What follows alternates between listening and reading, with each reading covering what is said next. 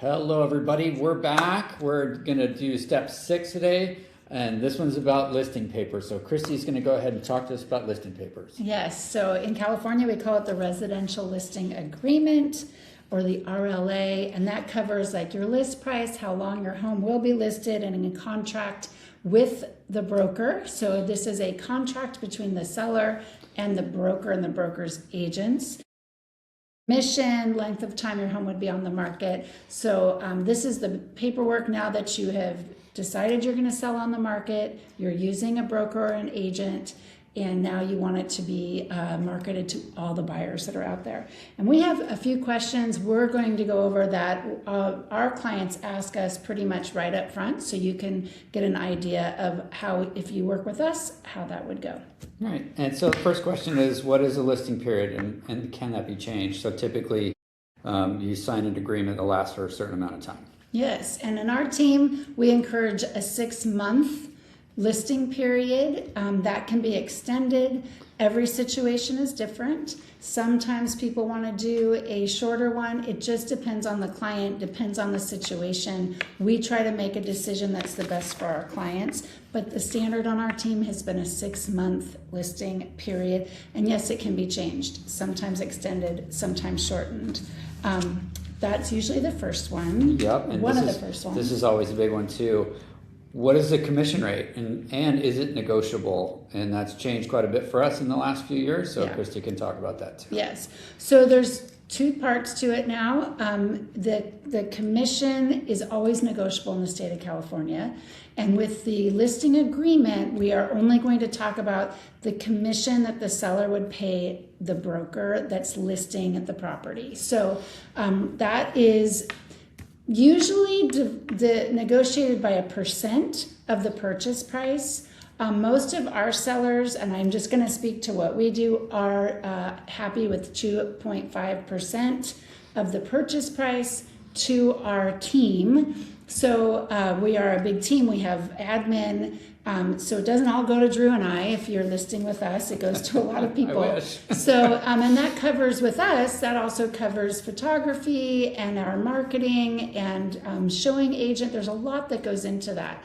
So is it negotiable? It is. And every situation is different. So this is one of the parts that when we sit down with you or a client, that we really understand what's going on in the sale and how that works.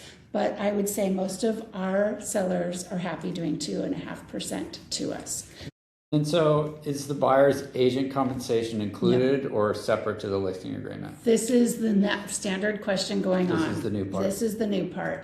So up until about 18 months ago, it was. It's no longer attached to the listing agreement.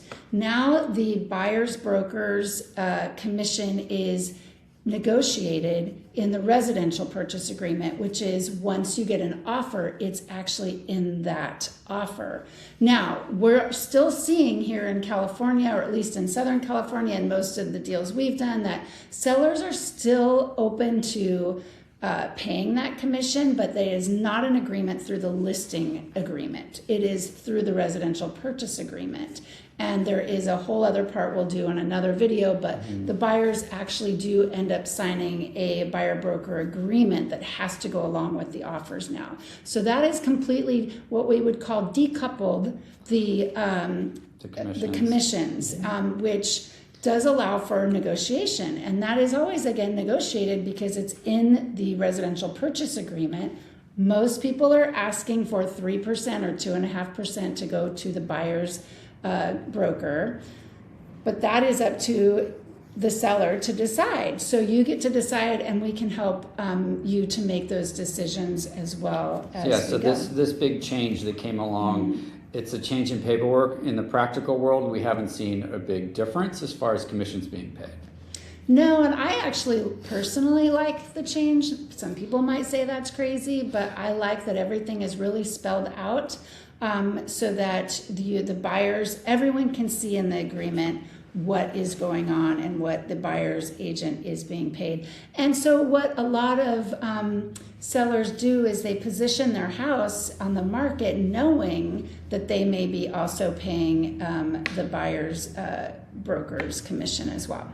So what's another one, Drew, that we're asked quite a bit? Let's see. What are the seller's obligations during the listing period?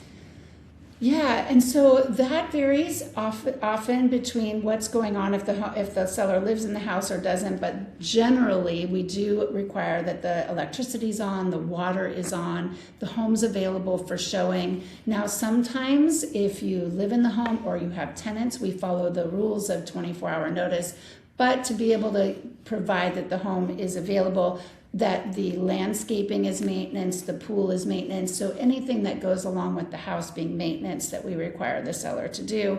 And then of course each situation is different, so we know really more when we walk through the house what to advise you on with that. Yeah, and then the next one would be what should the listing price be and who decides when it gets reduced? Or if it needs to get reduced, I guess. There's that. So this is the biggest question. A commission and price is what a lot of people want to know. And our team really works at helping our sellers to position their home closest to what we think the market is and with the data that we have for the area that they're selling in. And then we provide that to you. The actual price is really a decision that our sellers make.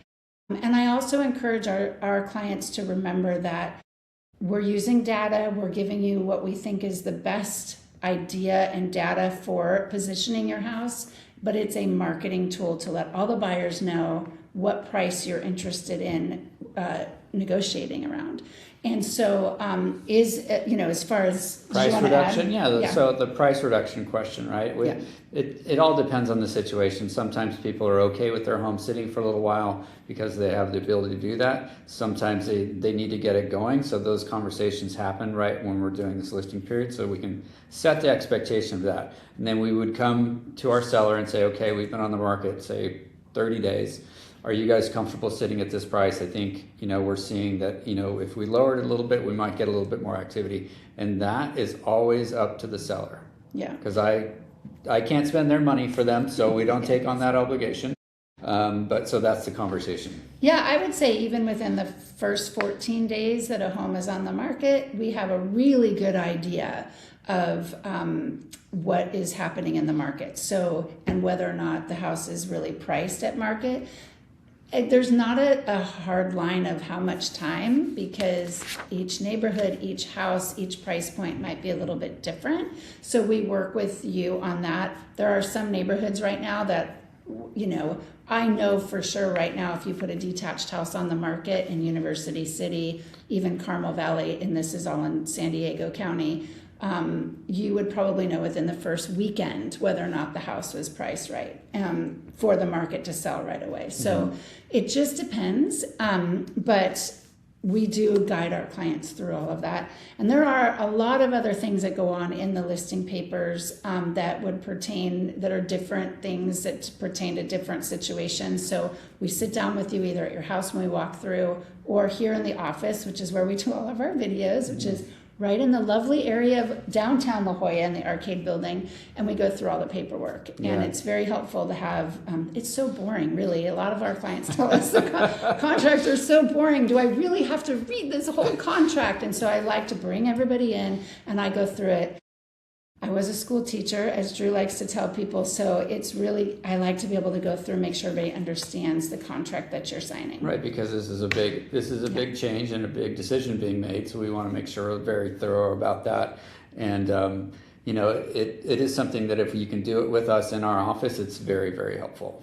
Especially if this is a home you've inherited.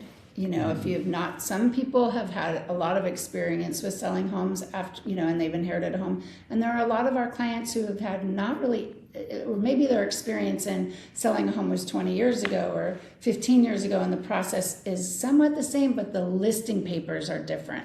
But I will tell you, the listing papers now are much easier to read. They have simplified it so you can really get to those pieces of what we just talked about: compensation, listing price, all right in the first page of that. So that's the nuts and bolts of it. It is all on one page now. It's really much better. Much better. So please subscribe, and we will be back with the next steps on getting your house that you've inherited on the market and what happens next. Yeah, stay tuned for episode 7. Yes. All right, guys. Take care. Bye.